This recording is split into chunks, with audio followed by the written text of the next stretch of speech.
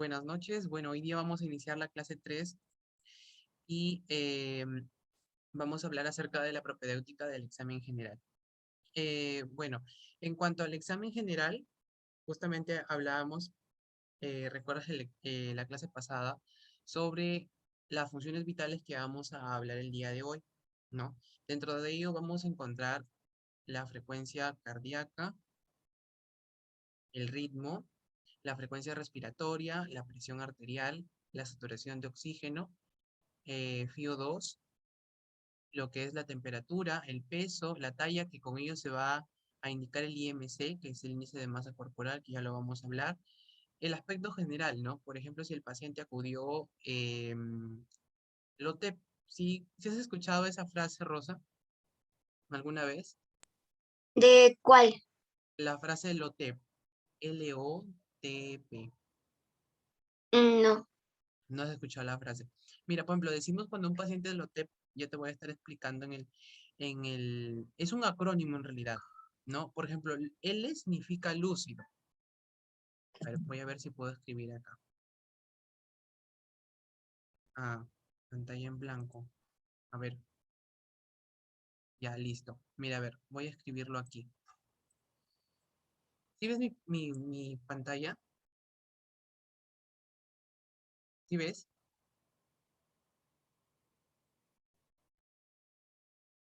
¿Rosa? Ajá. Ahí, ahí, Sí, perdón, es que perfecto. mi conexión está un poquito mal. No, no te preocupes, listo. Entonces, mira, LOTEP significa, es un acrónimo. L significa lúcido, lúcido. O significa orientado. T en el tiempo. E espacio. Y P es la persona. Entonces, por ejemplo, generalmente cuando ya se haga la historia clínica, muchas veces, por ejemplo, si acude un paciente, está, te conversa, te habla, está orientado tanto autopsíquicamente, o sea, en él sí mismo, y a lo psíquicamente con el entorno, quiere decir que el paciente está lote, ¿no? Y así lo vamos a considerar, porque es más rápido y más fácil con términos médicos describirlo. Entonces se dice el paciente lote, porque cuando ya lleves clínica y algunos casos clínicos, te van a venir así algunos casos, ¿no? Entonces quiere decir que se encuentra lúcido, orientado en tiempo, espacio y persona. Eso no quiere decir que el paciente está normal, no tiene ninguna alteración dentro del nivel de la conciencia, no tiene del estado de conciencia, está conservado, normal, ¿ya? Entonces eso es lo que quiere decir lote. Vamos a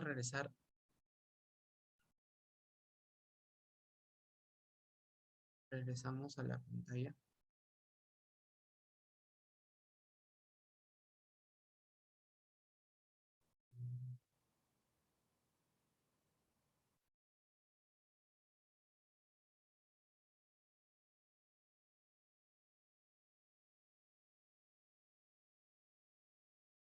Estás ingresando a otro dispositivo, ¿verdad? Ya creo que mi celular no. Ya, no te preocupes, ya te acepté. Bien, mira, ve. Ahora, eso es lo que me refería de acuerdo al lote, ¿no? Entonces vamos a evaluar piel, tejido celular subcutáneo, el aspecto linfático, ¿ya? Y vamos a iniciar con el pulso arterial. A ver, ¿tienes alguna noción acerca de qué es el pulso arterial o algo que que intuyas, ¿no? Acerca del concepto.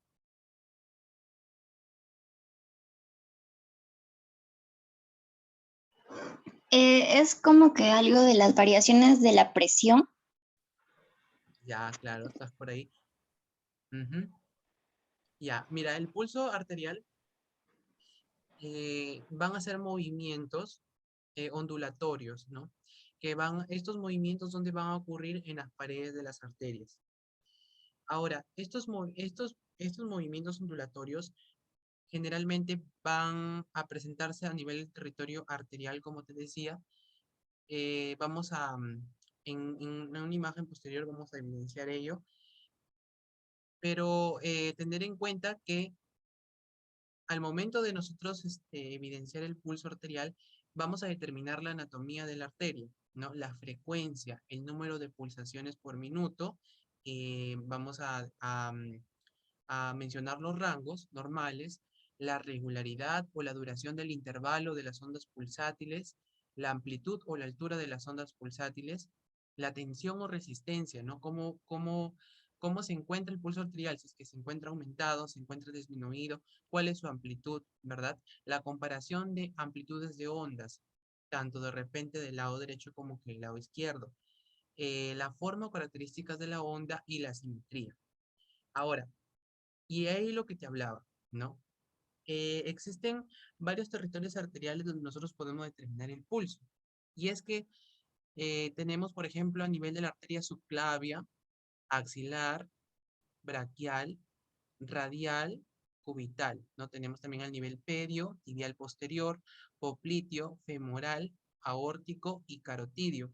Pero mira, existe un lugar que es generalmente el más aplicable dado por la comodidad del paciente, asimismo porque se encuentra pues en un aspecto más cómodo y considerando al momento de que acude a consulta. Entonces, es ahí donde, por ejemplo, nosotros nos referimos a la arteria braquial, ¿no? Entonces, podemos colocar las llamadas de los dedos, ¿no? Específicamente podemos usar tres dedos, el índice, el medio y el anular, ¿no? Entonces, podemos eh, buscar el pulso, es decir, colocar sobre la superficie en donde se encuentra el territorio arterial y vamos a percibir esas pulsaciones, esos movimientos de la arteria, ¿verdad? Entonces, ahora, bien dicho esto, nosotros tenemos que reconocer cuáles son esas pulsaciones o cuál es el valor normal. Ahora, en el pulso arterial, el valor normal es de 60 a 100 latidos por minuto. Em, Cuando hablamos de que eso se encuentra elevado, ¿no? Por ejemplo, en una taquifignia hay elevación del pulso arterial.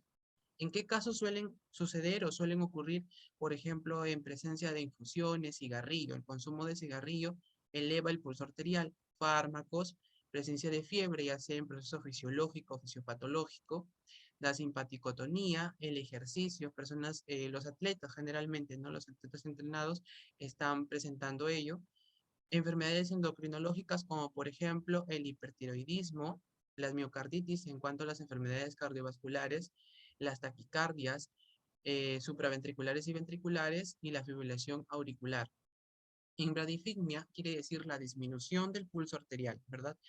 Nos referimos a pacientes deportistas, eh, también lo que es vagotonía, el hipotiroidismo, en cuanto al síndrome de hipertensión endocraniana, que es un síndrome neurológico que se caracteriza por la presencia de vómitos y náuseas, pero estos vómitos son le denominan vómitos en cohete o explosivos, o sea, son vómitos a chorro, o sea, el paciente presenta náuseas y presenta esos vómitos, ¿no? Acompañados con escopetazos, también se le conoce. Entonces, hay un aumento de la presión intracraneal, ya que eso hace que genere como que un edema, ¿no? Debido a esta compresión craneal, porque el cráneo es una superficie, ¿no? ¿Verdad? Es una superficie que va a recubrir. Entonces, la presión intracraneal es normal que acompaña ahí las meninges y todas las estructuras, ¿no? Pero esta se encuentra pues incrementada, ¿no? Ya sea por presencia de algún tumor, quizá por alguna presencia de una infección acerca de las meninges, tiene una causa factorial, multifactorial, ¿verdad? Entonces, hay que tener en cuenta en ello los pacientes con síndrome de hipertensión endocraniana. Es un síndrome muy escuchado actualmente. También puede ser un síndrome cerebeloso que también acompañan a ello, ¿no? Ya cuando llegue la parte de la semiología neurológica, ahí vamos a hablar un poco de ello. Y también lo que es reconocer las ictericias obstructivas.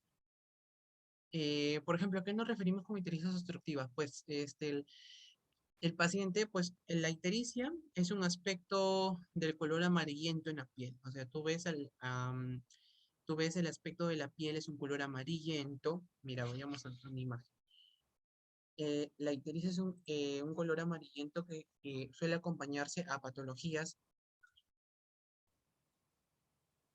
Vamos a mostrar alguna imagen, mira.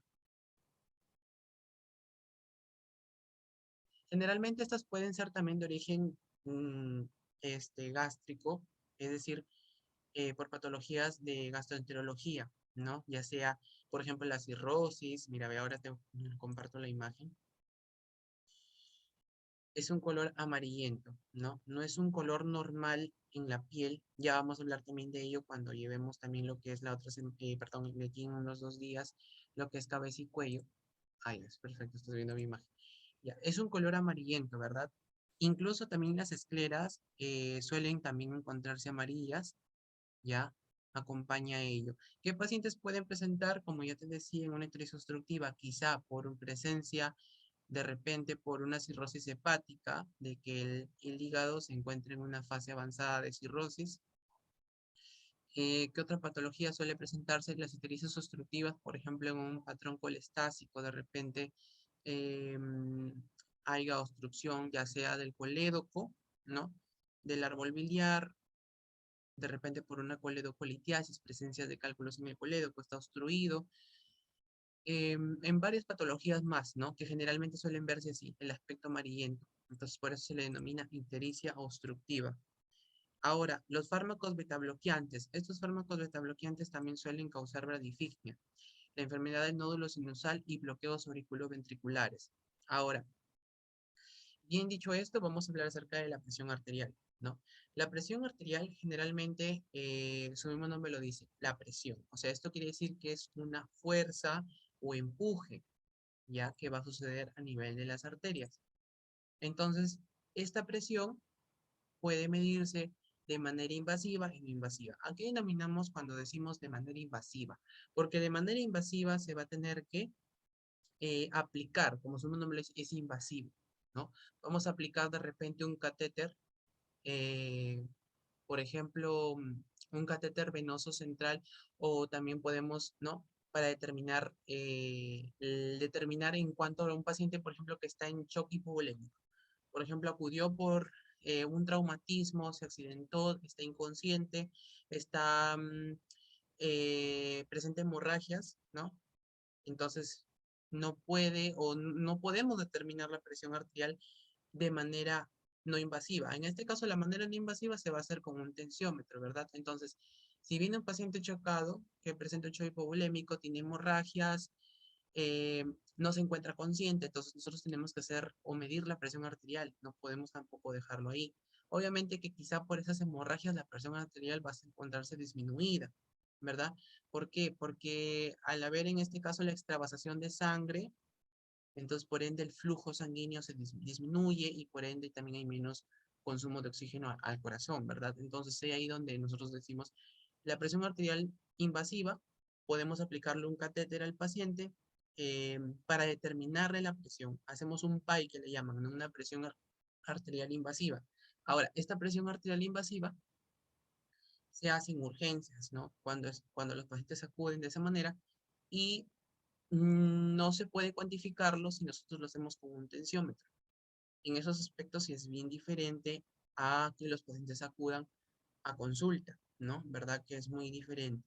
Entonces, la presión arterial es la manera, como bien te dije, es la fuerza o el empuje, porque es una presión que se va a ejercer sobre las paredes de la arteria. Bien dicho, que la presión arterial, pues, es muy importante determinarla como control y pertenece a los signos vitales dentro de la historia clínica como parte de la primera impresión del examen físico. ¿Por qué? Porque muchas veces hay pacientes que no reconocen o no saben si es que en realidad la presión se encuentra en sus valores normales, están tranquilos y sin embargo pueden presentar hipertensión. O sea, hipertensión, hiper es el aumento, ¿verdad? De la presión arterial. Entonces, por ello también descartamos la presencia de esta patología y a la vez podemos también indicar un tratamiento más eh, perspectivo, más adecuado para poder contrarrestar ello. Y es así que se va a determinar, ¿no? Entonces vamos a explicar ahora cómo se realiza la toma de la presión arterial. Mira, observas acá, esto es un tensiómetro, bueno, comúnmente llamado así, o lo podemos determinar como un esfingomanómetro. Vamos a utilizar un estetoscopio, ¿verdad? Que lo repasamos la clase anterior en auscultación, ¿sí? Que nos va a permitir determinar eh, ya sea la presencia de sonidos, ruidos agregados, también a nivel de pulmón, eh, ¿no? Soplos, tanto con la membrana como la campana, como ya determinamos, ¿no? Entonces, el tensiómetro va a constar de un manguito, que aquí, bueno, no se aprecia. El manguito tiene una forma ovalada, ya ovalada, que en ese tiene una, como una llavecita que se va a abrir, ¿verdad? Y también consta de una cámara.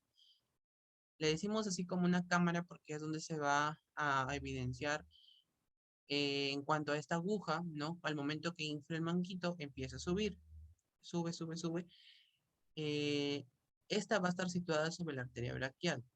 Ahora, ¿cómo podemos determinarlo? Entonces, una vez que vamos a dejar que el paciente repose 5 minutos, porque a veces puede ser que venga caminando, venga corriendo, qué sé yo, haya hecho un ejercicio fuerte, y es como que de repente, quizá por la presencia de ello, vamos a alterar el resultado. Entonces, vamos a esperar a que repose unos 5 minutos y vamos a poder proceder ahí, ¿verdad?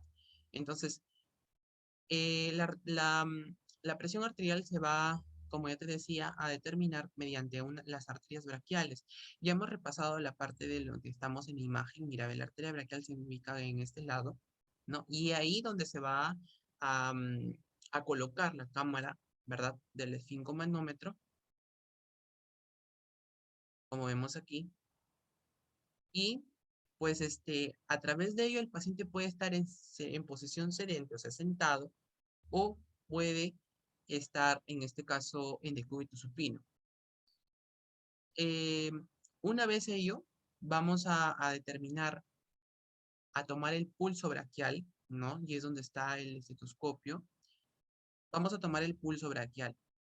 Ahora, al momento que se va a tomar el pulso braquial, una vez que hemos ubicado todo, ¿no? Hemos colocado también el vendaje en la parte del tensiómetro. Entonces, una vez que hemos tomado el pulso braquial, vamos a empezar, una vez que reconocemos que se ubica ahí, vamos a empezar a inflar el manguito, ¿no? Este manguito se va a inflar, ¿sí? Se va a inflar hasta que, en este caso se deje de palpar el pulso, ¿no? Entonces vamos a inflar, obviamente con el estetoscopio, escuchando que si el pulso se encuentra presente, sigamos inflando, pero si no, ya en este caso no se evidencia el pulso, ya en este caso se va a mantener ahí. Entonces, inflamos solo hasta que se deje de escuchar el pulso, ¿verdad?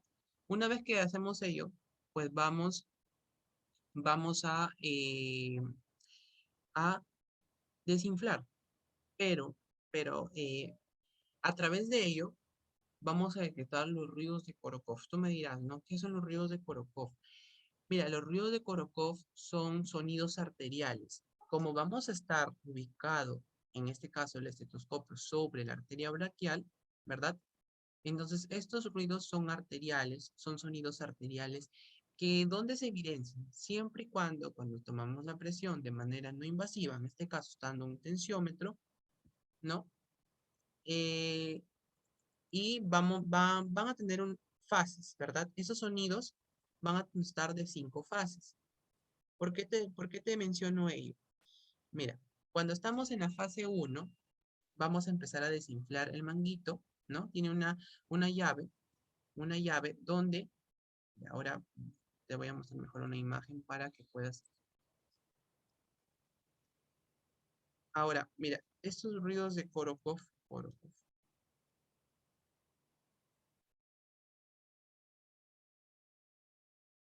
ya, siempre van a estar en este caso, como te dije, son sonidos que se van eh, a poder evidenciarse al momento de la toma de la presión. Mira, y eso es lo que te decía, van a tener 5 fases, siempre en una medición no invasiva, como te dije, no invasiva porque Esto va a ocurrir siempre al momento que vamos a tomar la presión arterial con un tensiómetro. Por ejemplo, en fase 1, al momento que estamos desinflando el manguito, como te decía, ahí va a aparecer un ruido. Por ejemplo, en la imagen de acá nos dice un ruido sordo, pero este ruido va a ser tipo como un poco, bueno, varias literaturas van a mostrarlo de maneras distintas. Puede ser como el sonido de una palmada, quizás un poco que no lo puedas o lo puedas escuchar bien, o de repente como un ruido sordo, pero esto nos va a indicar la presión arterial diastólica, perdón, sistólica. O sea, hay dos presiones, ¿verdad? La presión arterial sistólica y la presión arterial diastólica. Entonces, al momento que estamos en la fase 1, vamos a determinar la presión arterial sistólica. Ya es lo primero que se va a evidenciar al momento que vamos a estar en la fase 1. Ahora, ya cuando pase en fase 2, el ruido va a perder intensidad y se escucha como un soplo.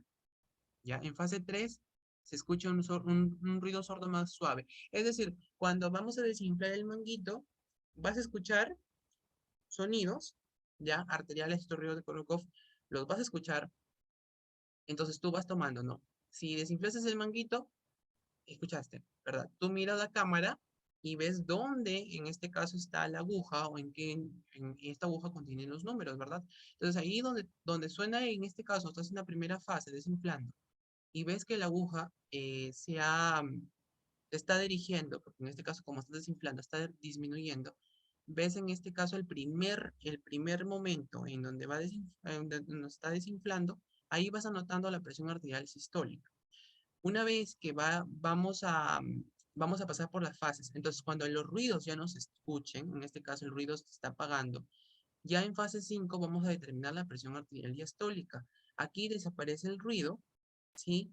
Y vamos a indicar la presión arterial diastólica.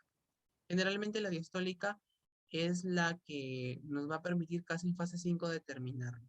Si es que en fase 4, en amortiguación, aún se escuchan los ruidos, ya consideramos prácticamente la fase 4. Y si no, ya consideremos la fase 5. Pero son dos presiones que vamos a considerar, tanto la sistólica como la diastólica. Pero siempre la sistólica va a ser como que la que va a determinar, ¿no? Por ejemplo, si es que la sistólica se puede encontrar muy elevada, ya generalmente la diastólica la va a acompañar, porque, por ejemplo, si está, por ejemplo, en 135 la presión arterial sistólica, ya es muy claro y muy probable que la diastólica también esté muy elevada. Si el paciente, por ejemplo, presenta 135, ya vamos a ver los valores, es muy claramente que ya está entrando en hipertensión. Entonces, si presenta 115 o 118 o 110, qué sé yo, está dentro de lo normal la presión arterial sistólica. Entonces, ahí esos puntos, como te digo, los ríos de Korokov, em, tratar de recordarlos siempre al momento de la toma de la presión arterial, porque es muy importante, ¿verdad? Y sobre todo al momento que vamos a determinar tanto la presión arterial sistólica y la diastólica al final, ya sabes. La sistólica al momento que desinflas el manguito, ya, ves dónde va la aguja, apuntas, ¿no? Sistólica, por ejemplo, 115, ya. Y la diastólica al momento de que culmina todas las fases, ya no escuchas ningún ruido, ya, diastólica a lo final. Nada más. Y ahí vamos, más o menos vamos determinando los valores, ¿no? Siempre recalcar que el paciente se encuentre también en reposo, porque muchas veces, a veces el paciente, pues como te digo, puede llegar caminando, no sé, de repente ha hecho algún ejercicio fuerte que quizá eso puede alterar los resultados. Entonces, si está en posesión de reposo durante 5 minutos, va a estar más tranquilo, relajado, entonces ahí donde se va a poder em, evidenciar una mejor presión arterial. Mira, justo lo que te hablaba y lo que te mencionaba, ¿no?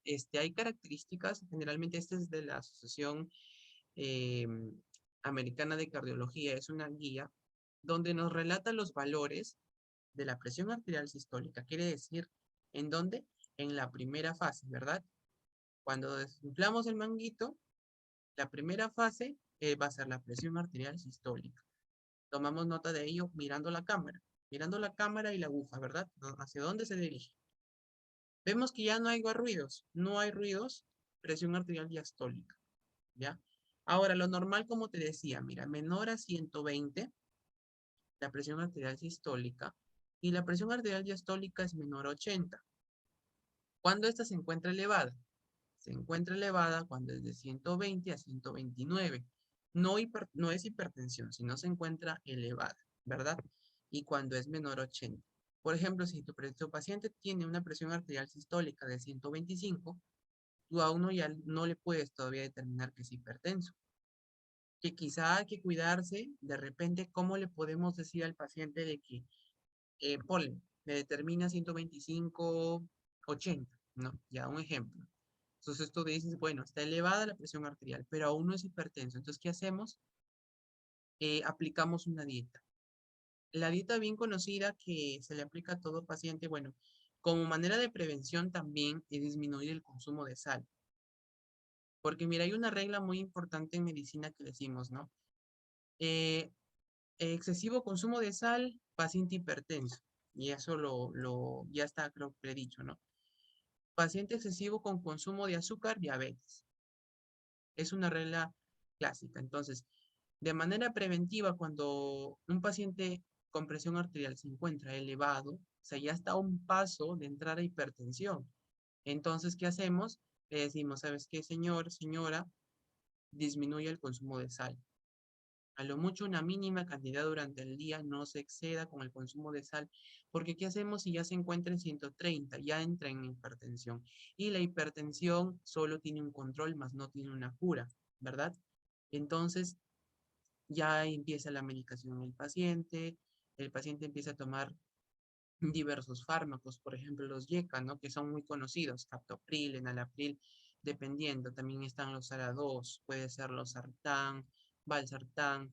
Entonces, y los YECA, que son los inhibidores de la enzima convertidora de angiotensina, son antihipertensivos y generalmente se usan ya de primera línea. Claro que algunos pacientes no siempre van a estar como que cómodos con los medicamentos. ¿Por qué? Porque pueden presentarse algunas reacciones adversas, ¿no? De repente tos o de repente, no sé, prurito. Entonces hay que cambiar los fármacos, ¿verdad? Por ejemplo, entre los ARA2 tenemos los antagonistas de los receptores de lo que es la aldosterona, los ARA2, generalmente tenemos el losartán y el valsartán. Si el paciente de repente está con losartán, pero ha presentado reacciones adversas, no se adecua el medicamento, entonces se tiene que dar un YECA. Pero por lo general, más que todo, ahora, hoy en día, se determinan en primera línea los YECA, que son los inhibidores de la enzima convertidora de angiotensina. Ahora, estos se van a dar siempre y cuando ya se detecte la hipertensión. Antes no. Como te digo, aquí la medición es importante. Pero si la vemos elevada, ¿qué le podemos mencionar? Le podemos decir, señor, señora, disminuye su consumo de sal. ¿Por qué? Porque eh, la mejor manera de poder prevenir la hipertensión es disminuyendo el consumo de sal. Ya cuando está instaurado no se puede hacer nada, solamente un control con fármacos que le van a permitir regularizar su presión, ¿verdad? Entonces, si se encuentra elevada, ya sabemos que le vamos a decir, disminuye su consumo de sal, por favor, y ya, ¿no? En cuanto si está en hipertensión, ya se le aplica un tratamiento específico, ¿sí? Por ejemplo, miren, en estadio 1, de 130 a 139, una presión arterial sistólica. La diastólica se encuentra en 80-89 y en el estadio 2 está súper elevada, mayor a 140 y mayor a 190 la diastólica, ¿verdad? Entonces, por eso es muy importante disminuir el consumo de sal habitualmente también y disminuir el consumo de azúcar, porque estas son enfermedades que muchas veces han incrementado la incidencia en la actualidad, ¿no? Generalmente en los adultos, sobre todo mayores. A veces acuden también pacientes que no saben que son hipertensos, le tomas la presión y le dices, señor, ¿está tomando alguna medicación? No estoy tomando ninguna medicación. Entonces, mira, por eso es tan importante la toma de la presión arterial en los pacientes, porque nos permite, ¿no? Descartar ello y a través de un buen manejo y de saber bien, sobre todo, qué estamos encontrando a través de los valores, ¿no? Vamos a mejorar también la calidad de vida de los pacientes, porque a veces no, como te repito, no saben y acuden sin tener conocimiento de ello, ¿no? Entonces es muy importante mantener el control también y aplicar estilos de vida saludable. También se le puede indicar quizá ejercicios, que esté pues en actividad sobre todo, ¿no? Para que podamos evitar también el sobrepeso o la obesidad. Bien. Y hablar, por ejemplo, de la frecuencia respiratoria. Mira, la frecuencia respiratoria, hay algo muy importante, pues a través de la frecuencia respiratoria, nosotros vamos a determinar eh, las respiraciones por minuto, sobre todo, ¿no? Vemos, por ejemplo, lo habitual es de 12 a 24 respiraciones por minuto. Si tiene menos de 12 respiraciones por minuto, ¿cómo se le puede denominar? Bradipnea. O sea, el término brady es menos, mejor dicho así, ¿no? El término taqui es más. O sea, taquipnea, aumento. Bradipnea, disminución. Si nosotros nos hablamos de un paciente que llega a consulta con 26 o 28 respiraciones por minuto, es muy claro que va a estar presentando un aumento de la frecuencia respiratoria, hay disnea, ¿no? Por ejemplo, la disnea, ¿a qué nosotros nos referimos con disnea? Disnea es la dificultad de respirar, ¿no? O sea, el paciente está disneico, presenta una respiración muy rápida, eh, a las justas puede hablar. Entonces hay él utiliza los movimientos de diafragma, ¿no? Los movimientos constantes de diafragma, entonces no puede ni respirar, ¿no? A las justas puede hablar y esto es. Entonces, en muchas patologías pulmonares también suelen verse y no solo en pulmonares, sino también, por ejemplo, en pacientes con fiebre, quizá presenten asociado a ello un aumento de la respiración, de la frecuencia respiratoria, disminución, ¿no? Aquellos pacientes, por ejemplo, que entran en hipoxia. Hipoxia es cuando hay disminución del consumo de oxígeno. Entonces, ya hay una disminución de la frecuencia respiratoria porque no hay oxígeno, ¿no? Sin ir muy lejos, frente a esta pandemia, también los pacientes COVID, también, ¿por qué se les aplica oxigenoterapia? Porque generalmente su frecuencia respiratoria disminuye, ¿no? Porque muchas veces el COVID suele afectar también a región pulmonar, suele ocasionar también neumonías, ¿no? Entonces, eh, hay formación de patrón alveolar dentro del pulmón y eso es lo que produce que se ocluya la respiración y por ende, pues el paciente presente estas alteraciones, ¿no? Ahora, en cuanto a lo que es si nos referimos a COVID, tiene sus fases, ¿verdad? Pero lo que es más importante en ello es la oxigenoterapia cuando la fase está avanzada, ¿no? Si el paciente ya presentó neumonía y ello. Y es muy importante hablar de la frecuencia respiratoria, ¿no? Porque a través de ello nosotros determinamos, por ejemplo, también el tipo respiratorio, ¿no? Vemos que los niños, por ejemplo, ¿cómo es su tipo respiratorio? A través de abdomen. En las mujeres es costal superior y en los varones es costo abdominal, ¿verdad? Entonces, y ahí donde estamos determinando la frecuencia respiratoria. Ahora, mira, encontramos acá, esos son ritmos respiratorios, ¿no? Que también van acompañadas de la frecuencia respiratoria, pero hay algo muy importante que quiero que recuerdes. En el ritmo respiratorio de Cheynes-Stokes, generalmente este ritmo respiratorio suele presentarse en pacientes, por ejemplo, con presencia de alguna insuficiencia cardíaca, por ejemplo. ¿Qué más? Suele presentarse con trastornos neurológicos, ¿verdad? Ya sea de repente una encefalitis, enfermedades cardiovasculares, ¿verdad? Entonces también este ritmo respiratorio suele ser asociado a esas patologías. Ahora, en BIOT, este ritmo respiratorio es característico de meningitis y este puede ser una pregunta del examen del día de hoy, ¿no? Esta respiración de BIOT es típico de un paciente con meningitis, ¿no? Determinamos su ritmo respiratorio eh, y resultado va a ser biótico, ¿verdad? Ahora, también pueden asociarse presencia de tumores, presencia de hemorragias que han acompañado al cuadro. En cuanto, por ejemplo, al ritmo respiratorio de Kussmaul, este ritmo respiratorio de Kussmaul es en pacientes, por ejemplo, con acidosis metabólica. ¿Quiénes hacen acidosis metabólica? Aquellos pacientes con presencia de quizá de diabetes mellitus, ¿ya? Alguna complicación puede ser el coma diabético, ¿no? Que aumentó la glucosa, sobrepasó los límites. Por ejemplo, los valores de la glucosa son 70 a 110 miligramos por decilitro. Entonces la glucosa en sangre de repente elevó y ya se encuentra el paciente, no sé, en 220, por ejemplo, está recontra elevado. El paciente está presentando decaimiento, desvanecimiento, entró a un coma diabético, le denominan así, porque es que el paciente pierde la conciencia. Pierde la conciencia, entonces presenta diabetes mellitus, ¿no? Le toman nuevamente los valores de glucosa elevadísimo.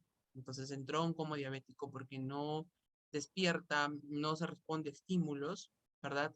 Su conciencia, pues, o sea, no tiene una alteración del estado de conciencia. Se halla como dormido. Tú lo ves al paciente y no. Entonces es una respiración característico de Kussmaul en acidosis metabólica.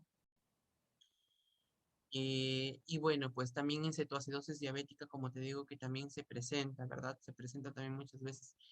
Por ejemplo, acidosis metabólica también puede ser un paciente con enfermedad renal, ¿no? Por ejemplo, le saca un análisis de gases arteriales que ya posteriormente te van a estar explicando yo. Por ejemplo, el llamado AGA, ¿verdad? El AGA, así se le dice las siglas, es análisis de gases arteriales. ¿Por qué le llaman así? Porque a través del AGA vamos a determinar eh, si hay un patrón metabólico o un patrón respiratorio que está afectando. Hay los parámetros que se van a medir. Mira, te voy explicando un poco de ello para que más o menos te vayas enterando de ello. El AGA es muy importante que lo sepas porque también es muy rutinario en consulta y de igual manera yo tuve el agrado de conocer el AGA en clínicas, aunque virtual, pero lo conocí en clínicas cuando llevé neumología. Mira, a ver, acá hay un cuadro muy bonito. Mira, en el AGA vamos a determinar nosotros con el pH, ¿verdad? Los valores del pH, primero te voy a poner acá esta imagen. Los valores del pH, ya, siempre van a oscilar entre 7.35 a 7.45. Esos son los rangos normales en sangre, pH en sangre. Un ratito que no sale en la imagen. A ver, O bueno, no. me avisas, Rosa. A ver. Perdón. ¿Ahora sí? Sí, ahora sí. Ya, perfecto. Algo más que te quería decir, Rosa, comentar que en caso, faltando un minuto, yo te confirmo para cortar la reunión y crear otro enlace para que puedas unirte, porque ya está por culminar el tiempo. Sí, está bien. Sí. Si tienes alguna duda, me lo comentas, no te preocupes y estamos acá para ayudarte, ¿sí? Mira, entonces, en los rangos del pH van a oscilar entre 7.35 a 7.45. Ahora, ¿qué variables, como bien dice, se pueden aplicar aquí? Entonces, el AGA se determina también a través de un análisis de muestra de sangre, ¿verdad? Entonces vamos a hacer de repente una extracción de sangre y vamos a determinar ello. Entonces el AGA se va realizando. Vamos a determinar el dióxido de carbono. ¿Cuáles son los valores normales del dióxido de carbono? De 35 a 45 milímetros de mercurio, ¿no? Presión de oxígeno de 80 a 100 milímetros de mercurio. Saturación de oxígeno de 95 a 99. Bueno, en este caso está a 100, está perfecto, pues, ¿no? De 95 a 100 o 96 a 100 es normal. Cuando están saturando bajo, quiere decir que esa saturación de oxígeno, ojo que también esa saturación de oxígeno también puede ser con un pulsoxímetro, que no sé si has visto que se colocan, bueno, son unos dispositivos que se coloca el dedo índice y va a controlar en ello la saturación, ¿verdad? Muchos también lo aplican también ahora, hoy en día, también frente a la pandemia y a través de ello se determina la saturación de oxígeno. Si es que el paciente está saturando pues bajo, pues con ello también es importante y de rutina que controlen, porque si ya está saturando bajo, ya está entrando en una hipoxia leve, ¿no? Y es que la saturación de oxígeno es muy importante, porque si ya nosotros estamos viendo que el paciente está en 94, 93, ya está entrando en una hipoxia leve y eh, debemos actuar de inmediato, ¿no? ¿Cómo? Aplicando oxígeno para que se restablezcan los valores. No está ventilando bien, no está respirando bien. Entonces, ¿qué presentan esos pacientes? Disnea, ¿no? Como te decía, dificultad respiratoria. No pueden respirar bien, presentan ansiedad, entonces es lo que es característico de muchas personas que cuando se encuentran también con esta enfermedad de COVID también y otras enfermedades también como por ejemplo una neumonía ¿verdad? Varias patologías asociadas a ello.